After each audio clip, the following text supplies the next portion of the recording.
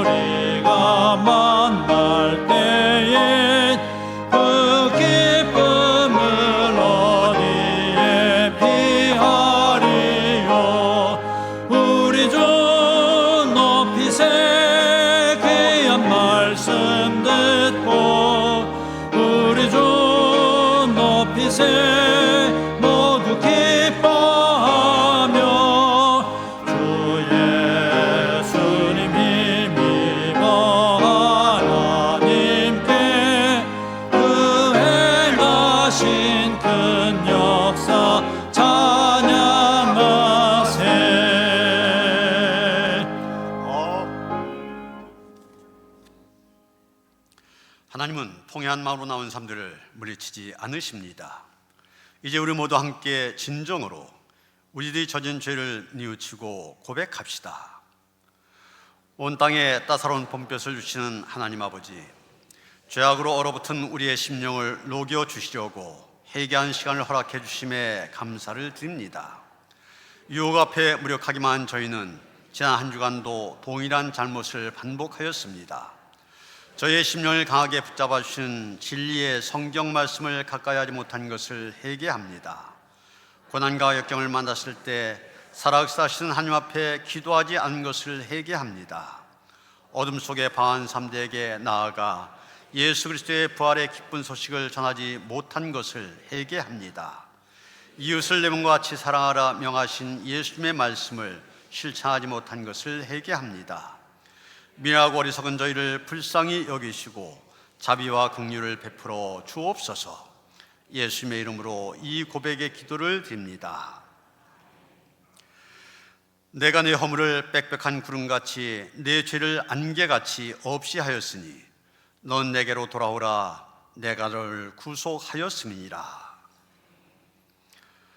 할렐루야. 그의 성소에서 하나님을 찬양하며 그의 권능의 궁창에서 그를 찬양할지어다.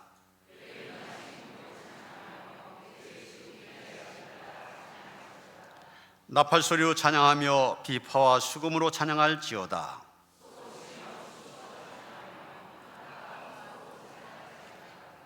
큰 소리 나는 재금으로 찬양하며 높은 소리 나는 재금으로 찬양할지어다.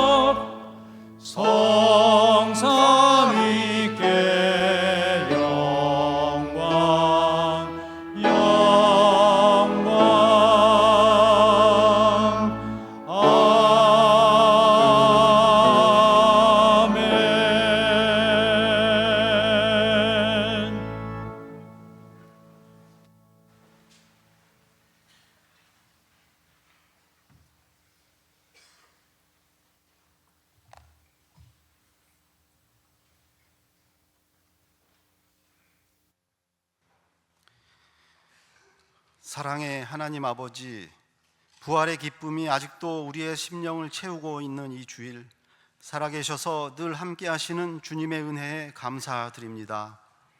삶 속에서 부활의 기쁨을 가슴속에 간직하고 부활을 증거하며 부활 소망으로 살게 하옵소서. 이 시간 오직 믿음으로 우리를 구원하신 하나님의 은혜에 감사와 찬양으로 예배드립니다. 이 예배 가운데 성령님 함께 하셔서 하나님의 영과 진리로 드리는 예배되게 하옵소서. 계절이 바뀔 때마다 우리를 향한 하나님의 크신 섭리와 계획이 있음을 믿습니다. 아름다운 자연에서 세상 만물을 창조하신 하나님의 손길을 느끼며 모든 것을 주관하신 하나님께 감사하며 하루하루 살게 하옵소서. 역사의 주관자이신 하나님, 국내외적으로 힘든 상황에 있는 이 나라 대한민국을 긍휼히 여겨 주옵소서. 이 땅의 지도자들이 서로 다른 이념과 이해관계를 뒤로하고 진정으로 나라와 국민을 위해서 일하고 섬길 수 있도록 인도하여 주옵소서.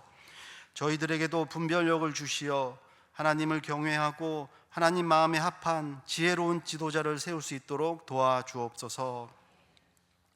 교회의 머리가 되시는 하나님, 이곳에 노년교회를 세우시고 지금까지 인도해 주시고 예배하게 하심에 감사합니다.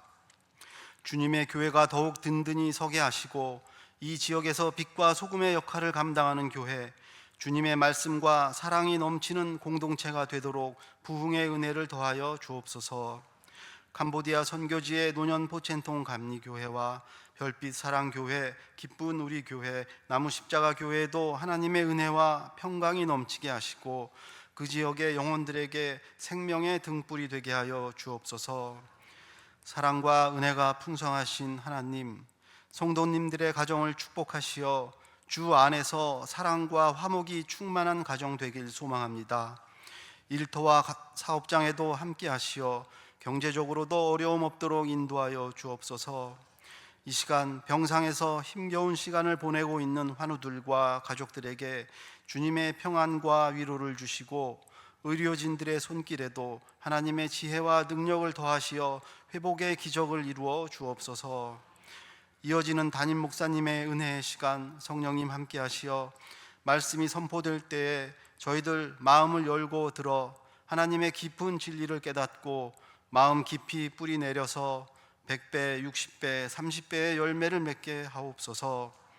예배를 위해 정성스럽게 준비한 루카스 앙상블의 특송과 찬양대의 찬양을 하나님 기쁘게 받아 주시옵고 거룩한 예배를 위해 헌신하는 모든 손길들을 축복하시어 헌신의 자리에서 하나님과 더 깊이 동행하는 은혜를 누리게 하옵소서.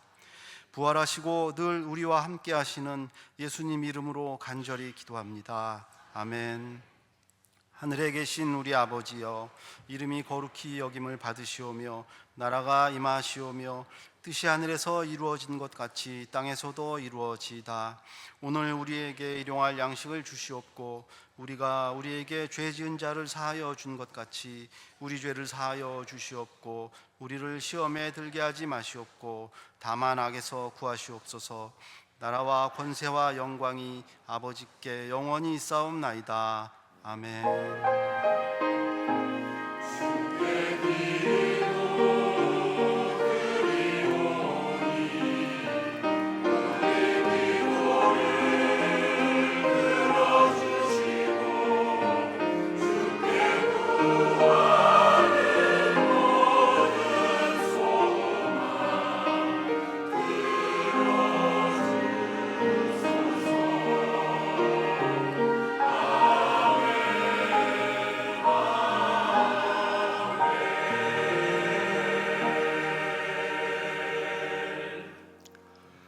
오늘 우리 계신 하나님의 말씀 사도행전 5장 27절로부터 32절까지의 말씀입니다. 신약성경 195쪽입니다.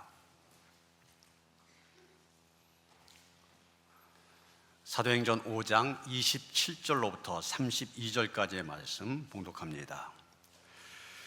그들 끌어다가 공회 앞에 세우니 대제사장이 물어 이르되 우리가 이 이름으로 사람을 가르치지 말라고 엄금하였으되 너희가 너희 가르침을 예루살렘에 가득하게 하니 이 사람의 피를 우리에게로 돌리고자 함이로다. 베드로와 사도들이 대답하여 이르되 사람보다 하나님께 순종한 것이 마땅하니라. 너희가 나무에 달아 죽인 예수를 우리 조상의 하나님이 살리시고 이스라엘에게 회개함과 죄사함을 주시려고 그를 오른손으로 높이사 임금과 구주로 삼으셨느니라. 우리는 이 일의 증인이요 하나님이 자기에게 순종하는 사람들에게 주신 성령도 그러하니라 하더라. 아멘.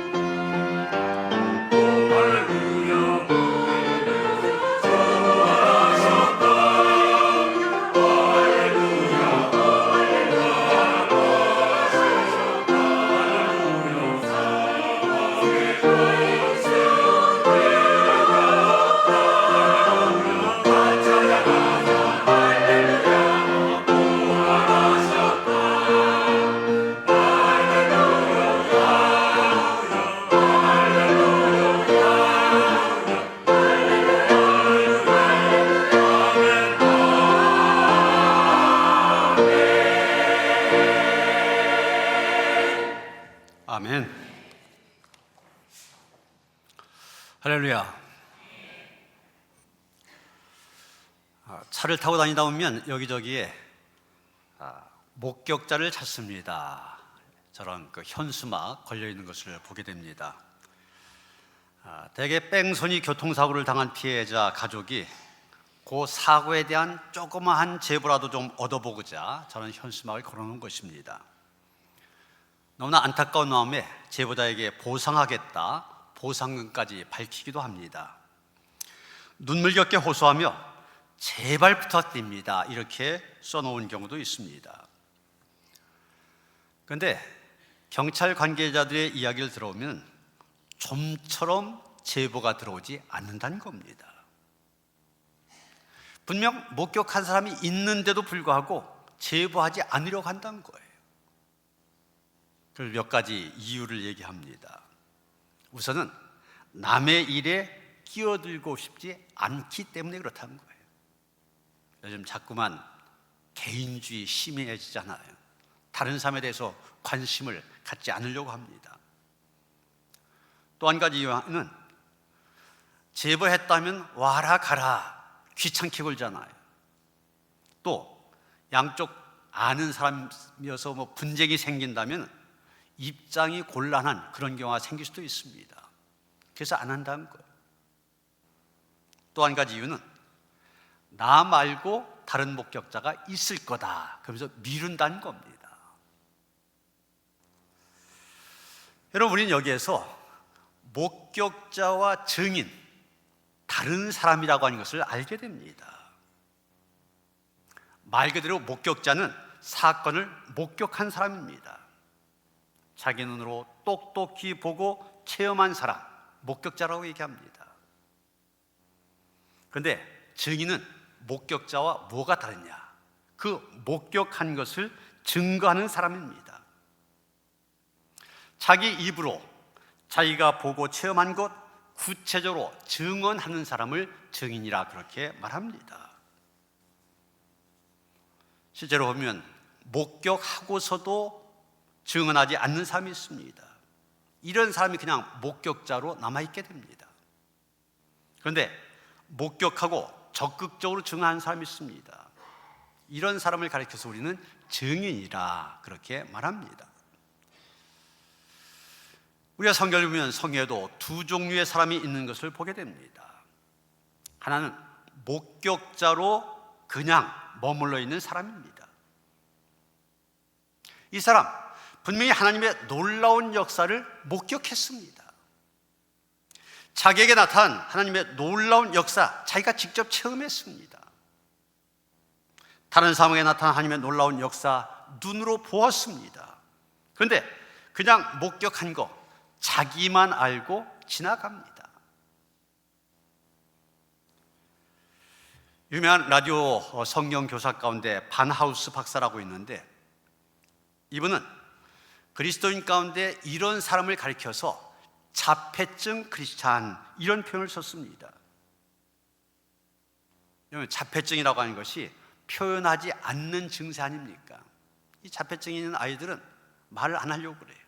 얘기를 안 하려고 그래요. 표현하지 않습니다. 그래서 반하우스는 이렇게 지적합니다. 현대 크리스찬들 잘 듣습니다. 설교와 성경 공부를 잘 이해했다는 반응도 보여줍니다. 그런데 문제는 그들이 말하지 않는다는 것입니다. 자기에게 일어났던 놀라운 일을 증거하지 않습니다. 자폐증 아이를 가진 부모가 얼마나 슬프고 안타깝습니까? 그와 같이 자폐증 크리스찬을 둔 하나님 아버지도 몹시 슬프고 안타까워 하십니다. 그러면서 이분은 지금 이 시대에 이런 자폐증 크리스찬이 너무 많다, 이것을 한탄하고 있습니다. 목격자는 그냥 자기가 목격한 것 그대로 남습니다. 그런데 증인은 다릅니다. 증인으로 산 사람, 이 사람도 분명히 하나님의 놀라운 역사 목격했습니다. 그는 자기가 목격한 하나님의 역사를 입으로 표현하며 전합니다. 이 사실을 적극적으로 가까운 사람에게 증언합니다. 더 나아가 자기와 상관이 없는 사람에게까지 열정을 가지고 증언합니다. 여러분, 분명한 것은 하나님의 위대한 역사는 이 증인들을 통하여 이루어진다는 사실입니다. 결코 목격자들 통해서는 이루어지지 않습니다. 그래서 우리가 하나님의 위대한 역사의 주인공이 되려면 증인의 삶을 살아야 하는 것입니다. 우리가 오늘 본문을 보면 베드로와 사도들이 자기들의 정체성을 어디에서 보느냐? 예수 사건에 대한 증인, 우리는 저 예수의 부활 사건에 대한 증인이다, 여기에서 자기의 정체성을 보고 있는 것을 알 수가 있습니다. 여러분, 32절 봅니다. 우리는 이 일의 증인이요 하나님이 자기에게 순종한 사람에게 주신 성령도 그러하니라. 베드로와 사도들 분명히 얘기하고 있습니다. 우리가 바로 이 일의 증인이다. 증인, 바로 우리의 정체성이라는 얘기입니다. 여러분, 지금 어떤 상황에서 이런 말씀이 주어졌습니까? 사도행전 5장 초반에 보면은 그 당시 유대 종교 지도자들인 제사장과 사두개파 사람들, 사도들을 시기하여 그들 잡아다가 옥에 가두어 버렸습니다. 그런데 오늘 보면 바로 앞 19절에 보면 주의 사자가 밤에 옥문을 열어 그들을 옥에서 끌어내 주셨습니다. 그리고 말씀하십니다. 가서 생명의 말씀을 말해라. 기적적으로 감옥에서 나오게 된 사도들은 새벽에 성전에 들어갑니다. 그리고 자기를 죽이려고 하는 유대 종교 지도자들 향하여서 예수 그리스도가 누구신지를 설명하였습니다. 결국 예루살렘 종교 지도자들은 안 되겠다, 공회를 소집하고 사도들을 끌어다가 종교 재판을 하게 됩니다. 오늘 말씀이 시작된 28절, 지금 대제사장들이 사도들 신문하는 내용입니다. 우리가 이 이름으로 사람을 가르치지 말라고 엄금하였을 때 너희가 너희 가르침을 예루살렘에 가득하게 하니 이 사람의 피를 우리에게 돌리고자 함이라다. 뭘 얘기하는 겁니까? 왜 자기들의 말을 듣지 않냐는 겁니다. 너희들 예수에 대해서 말하지 말라고 했잖아, 언급했잖아. 그런데 왜 말하느냐? 그리고 예수의 죽음에 대한 책임을 왜 우리한테 뒤집어 씌우냐? 예수의 죽음의 책임이 자기들에게 있는 것처럼 그렇게 말하고 다니지 말라는 겁니다. 바로 이런 신문에 대한 대답으로 나온 말이 바로 이겁니다. 바로 우리가 이 일의 증인이다. 여러분, 증인이란 말 법적인 용어입니다. 고대 유대교 법정이나 로마 법정에서 증인이 하는 말은 법적인 효력을 갖고 있었습니다. 지금도 마찬가지잖아요. 청문회라든지 국회 청문회라든지 재판정에서 증인 선서를 합니다. 양심에 따라 내가 말하겠다, 사실만 말하겠다. 그래서 증인으로 나온 사람은 선서한 다음에 양심에 따라서 사실만 말해야 됩니다. 거짓말하면은 지금 증인이 한 말이 나중에 거짓말로 드러났다, 처벌까지 받게 돼 있어요. 근데 헬라어로 증인을 마르투스 이런 말 씁니다. 이 마르투스란 단어에는 증인이란 그런 뜻과 함께 순교자란 뜻도 들어 있습니다. 제자들이 자기들의 정체성을 증인, 이렇게 고백했다고 하는 것은 우리는 순교를 각오하고 증인으로 살겠다, 의지의 표현입니다. 우리는 이 일의 증인이요, 이 하나의 표현에서 우리는 변화된 베드로와 제자들의 모습을 보게 됩니다. 여러분, 예수님께서 십자가에 달려 돌아가신 직후 제자들의 모습 어땠습니까? 예수님의 말씀을 들으면서도 그 말씀을 따르려 하지 않던 제자들입니다. 예수님이 체포당하시던 목요일 저녁 뿔뿔이 흩어져서 숨어버렸던 제자들입니다. 유대인들을 두려워한 나머지 모인 곳의 문들을 굳게 닫아 걸고 벌벌 떨고 있던 제자들입니다. 그런 그들이 어떻게 됐습니까? 그 슬픔과 두려움의 밤을 극복하고 당당하게 그리스도의 죽음과 부활을 선포한 사람들이 되었습니다. 심지어 우리는 이 일의 증인이다, 당당하게 말하고 있습니다. 어떻게 이런 변화가 있을 수 있었습니까? 교회력에 따르면 복음서의 오늘 본문 요한복음 20장입니다. 우리는 거기에 나온 말씀을 통하여 이유를 알게 됩니다. 생기를 잃고 육체만 남은 채 슬픔과 두려움에 빠져있던 제자들에게 부활하신 예수께서 찾아오십니다. 그리고 그들에게 말씀하십니다. 너에게 평강이 있을지어다. 그리고 그들에게 숨을 내쉬며 성령을 받으라 말씀해 주십니다. 말씀과 성령, 이것이 그들을 변화시킨 것입니다. 부활하신 사도들이 나중에 어떻게 변했는지, 제자들이 어떻게 변했는지 이제 사도행전 5장 계속 읽어가다 보면 나오는데 41절에 보면 사도들이 예수의 이름을 위해 능욕받는 일에 합당한 자로 여김받는 것을 기뻐했다 그랬습니다. 42절에 가서는 그들이 날마다 성전에 있든지 집에 있든지 예수는 그리스도라 가르치기와 전도하기를 그치지 않았다고 말하고 있습니다. 벌벌 떨며 도망치고 숨어있던 사람들, 예수의 이름을 전하느라고 내가 어떤 능욕을 받는다 할지라도 감수하겠다, 난 이 증인으로 살겠다, 그 모습을 보여주고 있는 것입니다. 여러분, 세상의 고난은 우리를 의기소침하게 만듭니다. 그래서 우리는 슬픔과 두려움에 직면하게 됩니다. 그러나 주님의 말씀과 성령의 은총은 우리로 하여금 당당한 부활의 증인이 되어 살아가도록 돕습니다. 부활의 증인으로 살아가는 것, 당연한 우리의 모습이 되어져야 된다. 다시 한번 깨닫는 시간이 되시길 원합니다. 그 다음 우리는 오늘 말씀을 통하여서 그러면 이 증인에게 가장 중요한 덕목이 무엇인가 알게 됩니다. 증인에게 가장 중요한 덕목, 그것은 바로 순종입니다. 여러분 29절 보시면 대제사장의 신문 한 말에 베드로와 사도들 뭐라고 대답합니까?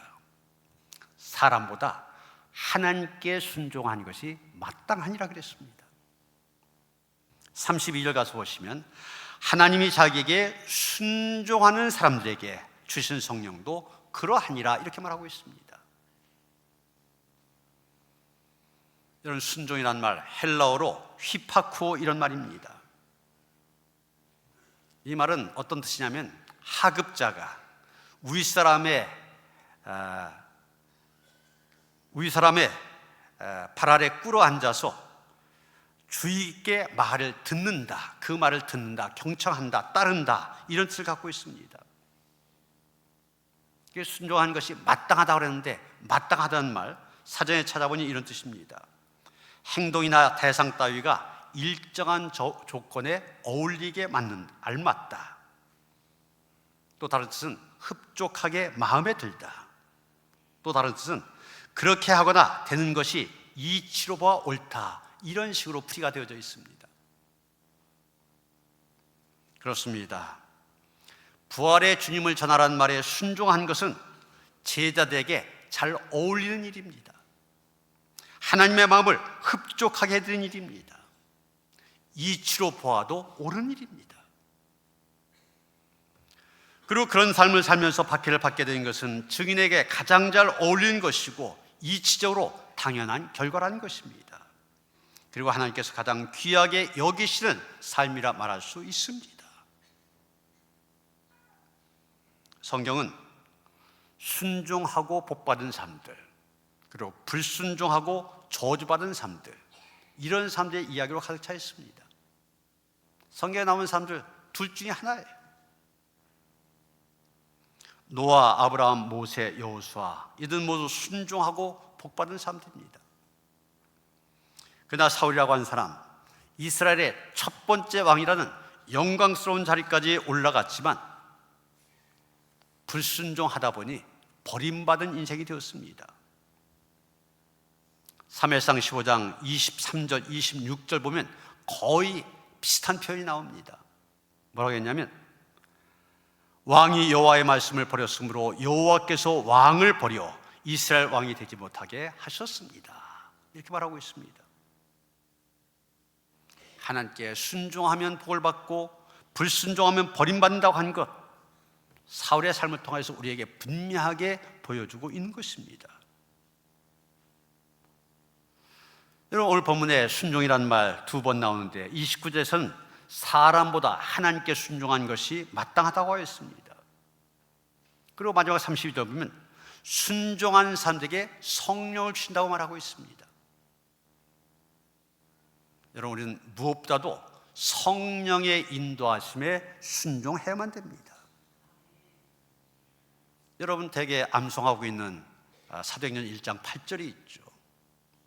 오직 성령이 너희에게 임하시면 너희가 권능을 받고 예루살렘과 온 유대와 사마리아와 땅 끝까지 이르러 내 증인이 되리라.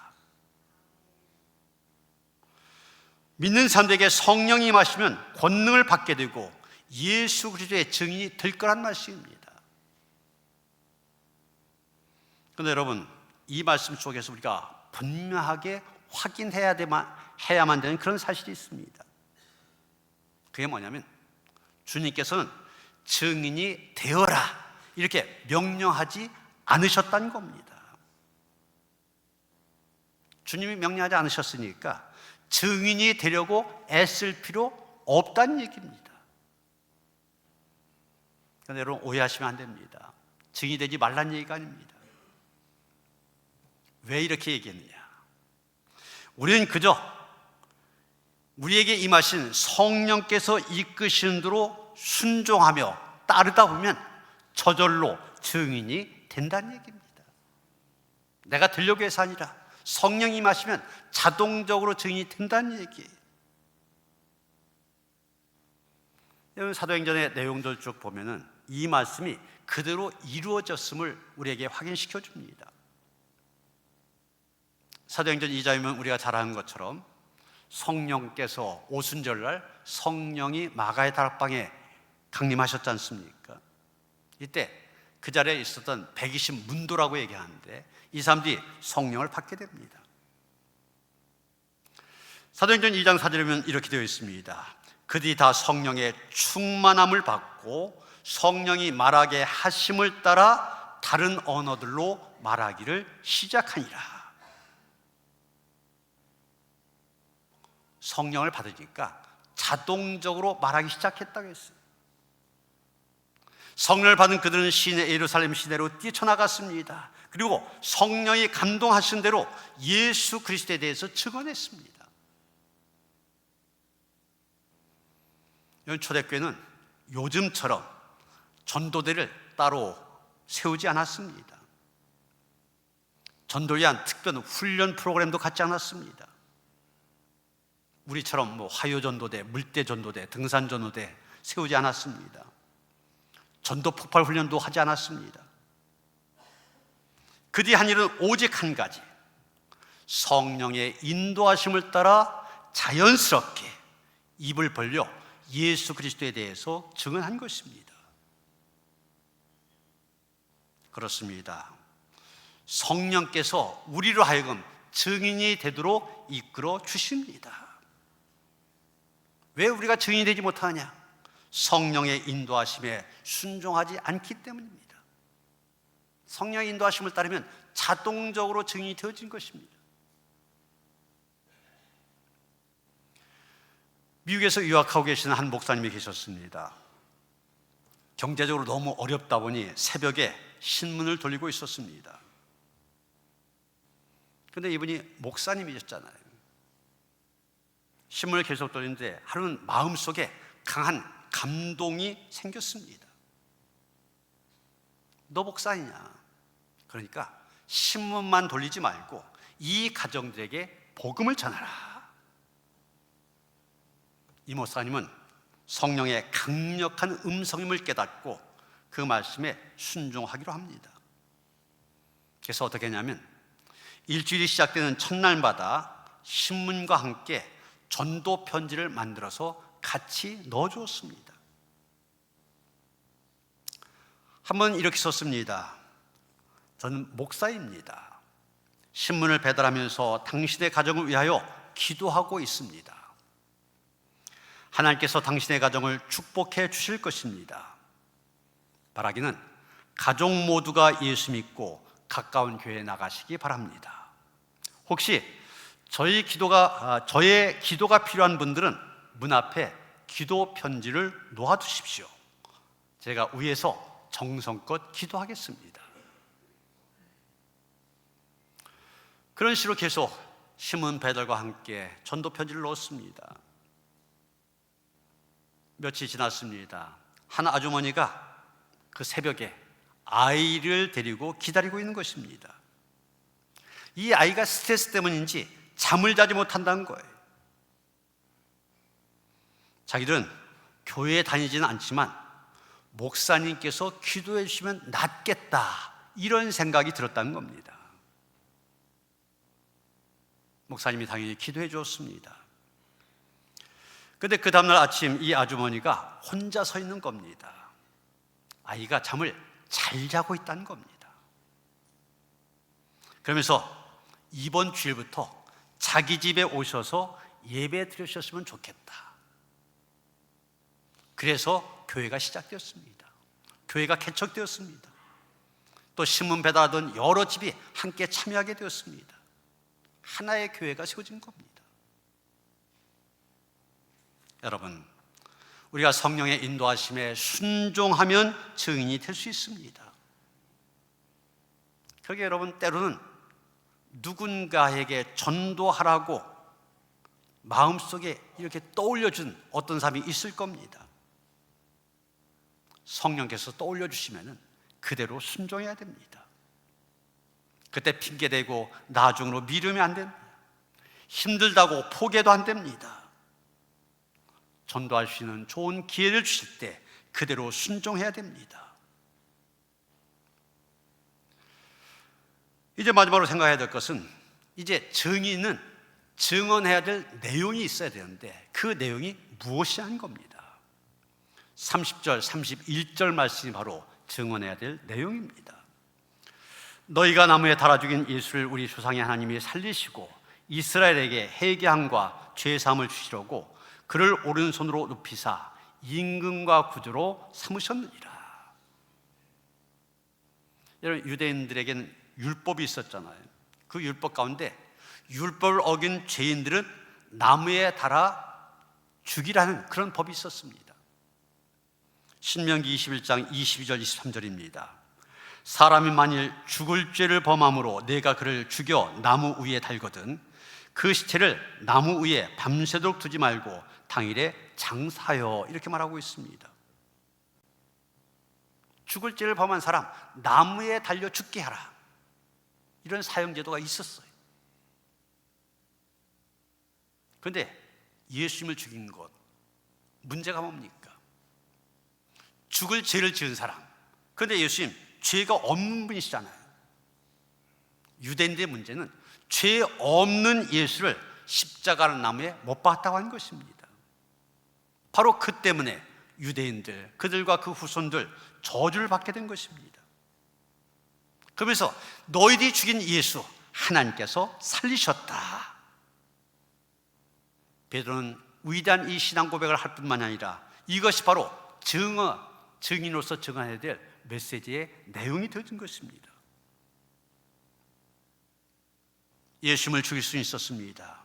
그러나 그들이 그 예수님 무덤에 가둬둘 수는 없었습니다.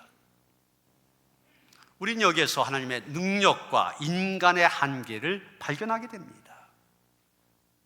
아무리 날고 뛰는 재주가 있다 할지라도 인간은 이 한계를 넘어서지 못합니다. 세계 석학들이 지난 2000년 동안 인류의 문명사에 새로운 장을 연 발명품이 무엇이냐, 이렇게 세상을 변화시키는데 가장 중요했던 발명품 무엇이냐 질문하였고 그것에 대해 여러 가지로 대답하였습니다. 옥스퍼드 대학의 신경과학 교수인 콜린 블랙모어는 여성들의 지위가 향상된 것과 피임약의 발명이 인류의 문명을 발전시켰다, 이렇게 얘기했습니다. 월트 디즈니사의 연구개발 담당자인 데니얼 힐스라고 하는 사람은 시계의 발명이라고 하였습니다. 더글러스 러시코프라는 작가는 지우개를 들었습니다. 이 지우개의 등장으로 인간은 실수를 고칠 수 있게 되었고 영원한 진리는 없고 한시적인 진리만 존재한다는 생각을 갖게 해주었다. 그래서 이 지우개를 꽂고 있습니다. 어떤 사람은 휴대전화, 어떤 사람은 인쇄술, 어떤 사람은 컴퓨터, 이런 것을 꼽은 사람도 있습니다. 그렇습니다. 인류의 문명의 발전에 기여한 발명품들 많이 있습니다. 그런 것들 사람들이 개발해냈어. 그런데 지금까지 죽은 사람을 살리는 방법을 개발한 사람 없었습니다. 그 이유는 그것은 오직 하나님만이 하실 수 있는 일이기 때문입니다. 죄로 죽을 영혼을 살리신 것도 하나님만이 하십니다. 죽어서 무덤에 들어간 사람을 살리신 것도 하나님만 하실 수 있습니다. 예수님은 죽은 나사로도 살리셨고, 죽은 나인성과부의 아들 살리셨고, 죽은 야이로의 딸 살리셨습니다. 그 주님께서 지금 여기서 나를 살리신 능력으로 역사하십니다. 여러분, 생명공학이 발전하면서 소위 체세포 복제를 통하여 동물을 복제하는 일이 실제로 있잖아요. 1997년 영국의 월머트가 복제양 돌리를 탄생시켰습니다. 최초로 포유류 동물의 복제에 성공한 거예요. 그리고 2000년 영국에서 장기 이식을 목적으로 유전자 조작된 돼지에게서 복제 돼지 5마리가 태어났습니다. 2002년 미국에서는 복제 고양이 CC를 복제해냈습니다. 우리나라도 이 분야에서 굉장히 앞서가 있습니다. 우리나라에서도 2004년 고양이 복제에 성공한 다음에 2005년 세계 최초로 복제 개 스너피를 만들어 세계적인 주목을 받기도 했습니다. 2007년과 2009년 멸종 위기에 처한 회색 늑대 제주 흑우 복제, 거기에 성공하기도 하였습니다. 여러분, 인간의 과학이라고 하는 것이 이런 식으로 뭔가를 복제해내고 무언가를 만들어내기도 합니다. 하지만 중요한 것은 죽은 것은 살려내지 못한다는 것입니다. 죽어가는 것, 죽어가고 있는 것을 고치고 살려낼 수는 있습니다. 그러나 죽어 장사 지낸 지 사흘 동안 무덤에 있는 사체를 살려내지는 못합니다. 이것이 현대과학과 인간의 지식이 갖고 있는 한계인 것입니다. 그런데 여러분, 하나님께서는 죽은 예수를 다시 살리셨습니다. 죽은 예수 부활하게 하셨습니다. 그래서 예수님이 요한복음 11장 25절 26절 보면 나는 부활이요 생명이니 나를 믿는 자는 죽어도 살겠고 무릇 살아서 나를 믿는 자는 영원히 죽지 아니하리니 이것을 내가 믿느냐 말씀하셨던 것입니다. 고린도서 15장 54절에는 사도 바울도 말합니다. 이 썩을 것이 썩지 아니함을 입고 이 죽을 것이 죽지 아니함을 입을 때 예수님 다시 살아나셨습니다. 부활하셨습니다. 그리고 그 예수님을 믿는 사람들도 다시 살리실 것입니다. 여러분, 우리가 증인인데 우리가 전해야 될 메시지 바로 이것입니다. 하나님의 말씀 앞에 순종할 때 우리는 이 일의 증인이 될 수가 있습니다. 예수 부활의 증인이 될 수가 있습니다. 주님이 다시 사신 것을 믿는다, 그 사실을 증언해야 됩니다. 지난 주간 화요일 수요일 중부연회가 있었습니다. 그런데 이 연회의 하이라이트는 목사 안수식입니다. 장로님들은 지방에서 안수를 받게 되는데 목사들은 연회에서 안수를 받게 되어 있어요. 이번 연회에서 우리 교회에서 수련목을 하였던 허정숙 전도사와 우리 김종호 장로님의 아들인 김요한 전도사가 목사 안수를 받았습니다. 그런데 이 목사 안수식을 하면서 한 감리사님이 대표 기도를 하셨는데 그 기도를 이렇게 시작하시더라고요. 겁도 없이 주의 종의 길을 가겠다고 나선 사람들, 지금 목사 안수 받으려고 온 사람들, 겁도 없이 나왔다는 거예요. 근데 그 길을 걸어왔던 저는 공감이 되더라고요. 겁도 없이. 제가 26살에 목사님을 받았잖아요. 26살 뭘 할까? 정말 겁도 없이 알지도 못하고 시작한 것 같아요. 근데 지나온 세월이 벌써 40년이 넘습니다. 여러분, 우리는 겁 없이 부활의 증인으로 살아갈 수 있습니다. 왜 그렇습니까? 순종한 자에게 성령을 주셔서 그 사명 감당하게 하시기 때문입니다. 우리 모두가 성령의 도우심 안에 순종함으로 부활의 기쁜 소식을 전하는 그런 증인으로 살아가는 성도들 되어주시기를 주님의 이름으로 축원합니다. 하나님 우리에게 믿음 주시되 죽은 지 사흘 만에 부활하신 예수님 나의 주님으로 고백할 수 있는 믿음 주시니 감사드립니다. 이 부활의 믿음 나만 간직한 것이 아니라 힘써 전하기를 원합니다. 성령의 인도하심에 순종할 수 있게 하시고 성령의 능력 안에서 이 사명 힘써 감당하는 주의 백성들 될 수 있도록 함께 하시옵소서. 우리의 부활 소식 기쁨으로 전함으로 인하여서 아직도 낙심과 실망 가운데 절망 가운데 있는 많은 사람들 소망으로 이끌어가는 저들 되게 하여 주시옵소서. 예수 그리스도 이름 받들어 기도하여 싸움나이다. 아멘.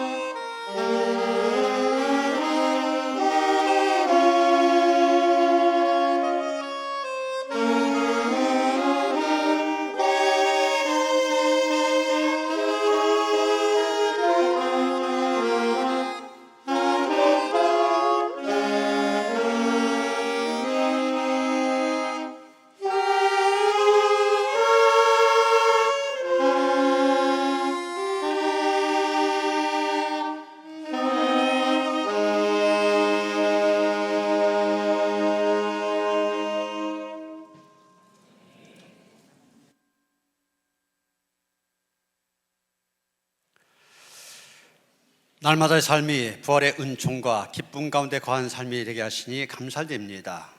주님의 부활이 있었기 때문에 그 부활을 기념한 이 주일 우리가 하나님 앞에 나와 하나님을 예배하게 된 줄 믿습니다. 이 교회에 나와서만 부활의 주님을 찬양하는 저희가 되지 말게 하시고 날마다의 삶 속에서 부활의 주님을 기억하며 부활의 삶을 살아갈 수 있도록 인도하여 주시옵소서. 오늘도 사망 권세 이기고 예수님 부활하게 하신 하나님의 은혜와 은총 앞에 감사 감격하며 예배를 드립니다. 또 은혜에 감사하여 귀한 이임을 올려드립니다. 기쁘게 받아 주시옵소서. 드린 손길들 그 가정과 자녀들 생업 위에 하나님께 주신 풍요함이 넘치게 하여 주시옵소서. 이 귀한 힘을 주님 손에 올려드립니다. 친히 축사하시사 씌어준 곳곳마다 부활의 주님 힘써 증거되게 하시고 더 많은 사람들이 부활하신 주님으로 인하여서 소망 가운데 살아갈 수 있게 한데 쓰임받게 하여 주시옵소서. 우리 주 예수 그리스도 이름 받들어 간절히 축원하며 기도하옵나이다. 아멘.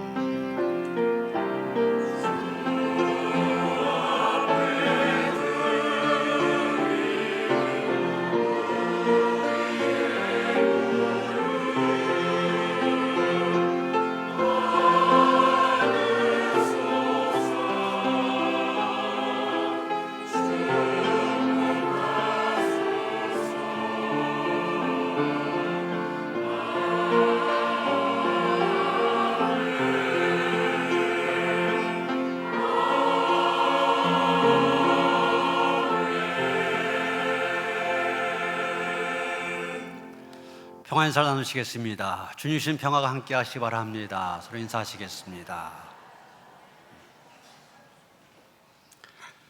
새 가족 소개합니다. 최예진 씨. 안 나오셨어요? 유아부실에 있어서. 그럼 유아부실에서 어떻든 일어서시도록 하고 우리가 환영한 노래 함께 부르도록 합니다. 주의 사랑으로 환영합니다.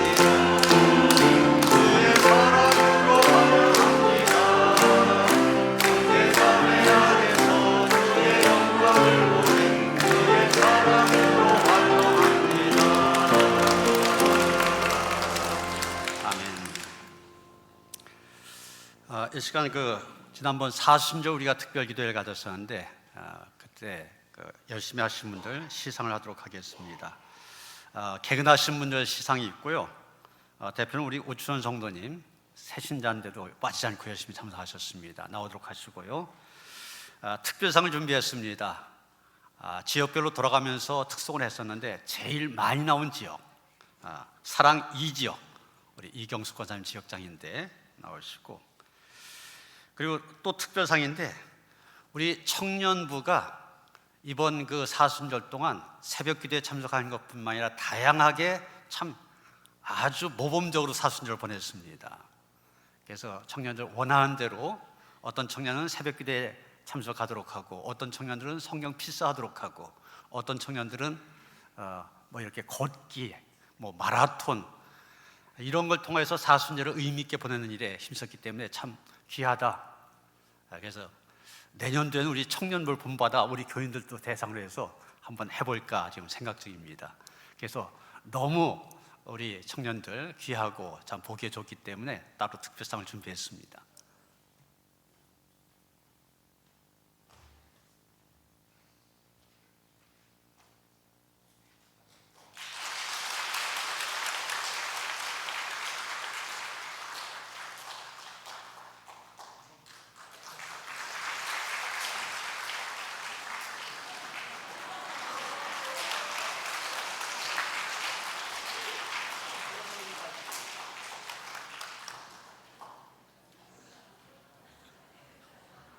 우리 청년들 상품이 푸짐하거든요. 컵라면입니다. 그 이유가 뭐냐면 우리 청년들 얼마나 기특한지 새벽 기도 마치고 바로 학교 가든지 직장을 가야 되잖아요. 우리 청년부실에서 컵라면 끓여 먹고 갔대요. 앞으로 계속 그런다고 그래갖고서 컵라면으로 준비했습니다.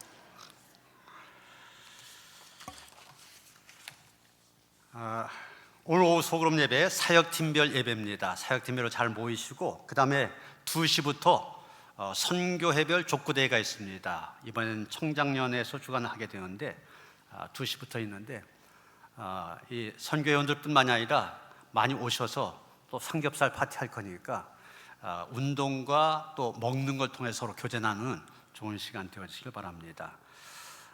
이 예배 끝난 다음에 이쪽에 있는 차량들은 다 다른 데로 좀 이동해 주셔야 이따 족구대회 할 수 있습니다. 참고하시기 바랍니다. 올해 우리가 예배를 강조하면서 1년 2번 온 세대들이 같이 모여서 예배 드리자. 그래서 아이들로부터 어른에게까지 예배드리는 통합예배, 온 세대 통합예배를 2번 계획했습니다. 그 첫 번째가 5월 11일, 5월 두 번째 주일입니다. 일찍 예배 드리고 이제 가야 될 분들을 위해서 1부 예배는 그냥 드리고 나머지 2부, 3부, 4부 그리고 교회학교 모든 부서가 함께 예배 드립니다. 참고하셔서 미리 준비하시기를 바랍니다. 다음 주일 유아세례 및 아동세례 있는데 신청하시고 이번 주 수요일 날 부모님 교육이 있습니다. 꼭 참석하시길 바랍니다. 마더와이즈 자유편 5월 25일부터 8주 과정으로 시작을 합니다. 지금은 직장 다니시는 분들이 하도 많으셔서 주일날 그런 분들에서 개강을 하게 되니까 참고하셔서 이 성경을 통하여 우리가 어떻게 좋은 아내가 되고 좋은 어머니가 될까 공부한 좋은 시간입니다. 많이 참여하시길 바랍니다. 중부연의 장로부부 영성수련회가 5월 1일부터 3일까지 있습니다. 참여하실 분들 9시 하나비전교회로 가시면 같이 갈 수 있습니다. 5월 금요 심야기도회 청장년 선교회 담당입니다. 우리 청장년들 한 번도 참석 안 했으면 이번 기회에 꼭 참석하자 이런 마음으로 모이는 일에 앞장서 주시길 부탁드립니다. 총남선교회 원래 예배 마친 다음에 지하식당에서 있습니다. 등산동호회 내일 장자도 대장봉으로 가게 되는데 좀 거리가 있습니다. 군산 앞바다라고 제가 들었는데 교회에서 8시 반에 출발합니다. 함께 하시길 바랍니다. 총여선교회 임원야유회 29일 날 항동 푸른 소목원으로 가게 됩니다. 교회에서 10시에 출발합니다. 매월 한 번씩 있는 자녀를 위한 학부모 기도회 이번 수요일 저녁 8시 반입니다. 부모님들 많이 참석하시길 바랍니다. 저는 이번 주일에 그 일본 생태기행을 가게 됩니다. 감리교 생태목회 연구소 제가 이사인데 이 환경이나 이런 환경보호, 환경보전 이런 차원에서 일본에서 많이 발전된 게 있거든요. 그런 일에 힘쓰는 교회도 방문하고 학교도 방문하고 또 어떤 공장 같은 경우는 전기를 쓰지 않고 공장이 움직여진대요. 이런 걸 이사들이 먼저 가서 좀 배우자 다녀오게 됩니다. 위에서 기도해 주시기 바랍니다. 문현호 장로님 삼성서울병원 입원하셨습니다. 여러분의 특별한 기도가 필요합니다. 기도해 주시길 바랍니다. 김은정 집사님 부친께서 소청하셨습니다. 주님의 위로가 함께 하시기 바랍니다. 다 일어나셔서 502장 찬송하시겠습니다.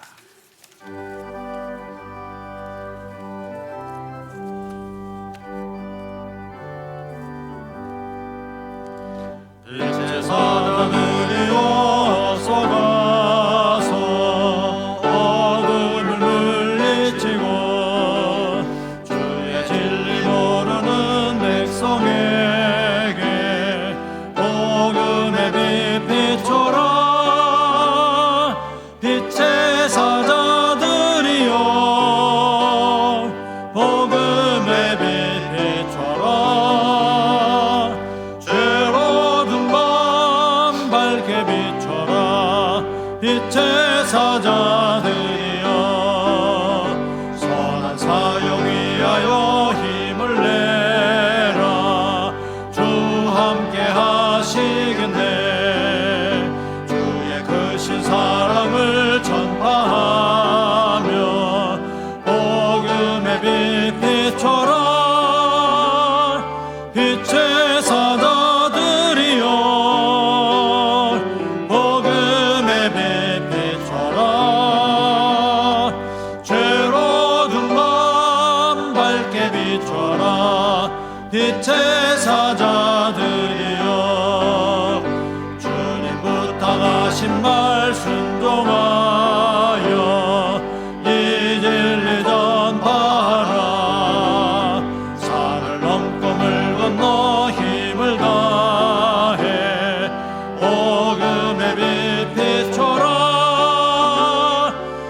빛의 사자들이여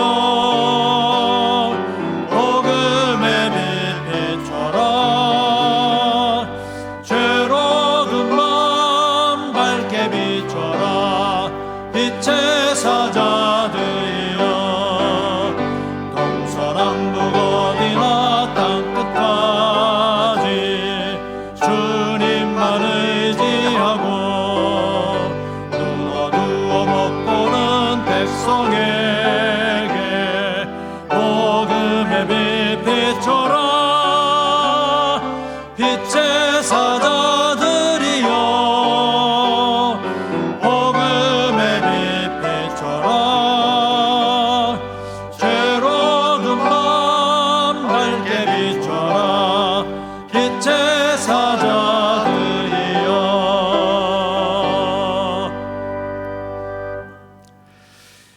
이제는 우리 주 예수 그리스도의 은혜와 하나님 아버지의 그 극진하신 사랑과 성령의 감화감동 역사하심이 부활하신 예수님을 나의 주로 구주로 고백하시는 믿음 주신 하나님께 감사하며 부활의 증인으로 세상을 살아가기를 원하며 다짐한 모든 성도들 가운데 이제로부터 영원토록 함께 하시옵기를 간절히 축원하옵나이다. 아멘.